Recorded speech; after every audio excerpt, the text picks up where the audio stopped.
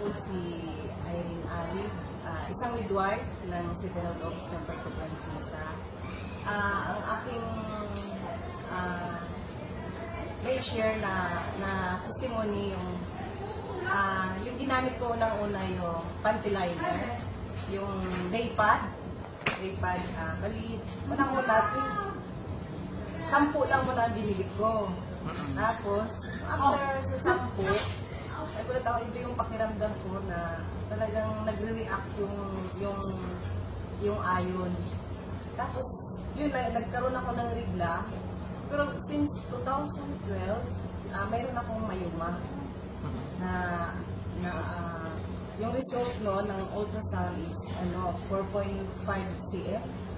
After 1 month, kasi may mga gamot na nainom ako, after 1 month, mayroon pa rin. Kaya na-expect ko, this year, lalaki na talaga.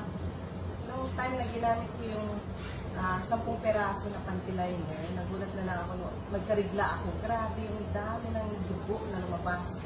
Nabuo-buo talaga, saka maiitim. Nung nagpa-check up ako, kasi mukhang nag-bleeding na ako akala ko kung ano lang nangyayari sa akin. Ayun, nung time na na-ultrasound ako dahil sa pag-bleeding na yung nangyari, na-check doon, wala na akong mayuma. Yun pala, siguro, yun nga ang dahilan. Tapos, before din, grabe yung UTI ko. Grabe yung UTI ko. Hindi talaga nawala yung hirap ko sa pag-ibig. Tapos, lagi masakit yung balsa at puson. Pero nung time na tuloy-tuloy yung paggamit ko ng panty liner, nawala na yung UTI ko, masarap na yung, kumbaga yung pag-ihi ko, okay na, tuloy-tuloy yung pag-ihi, at saka talagang maganda na, komportable na ako.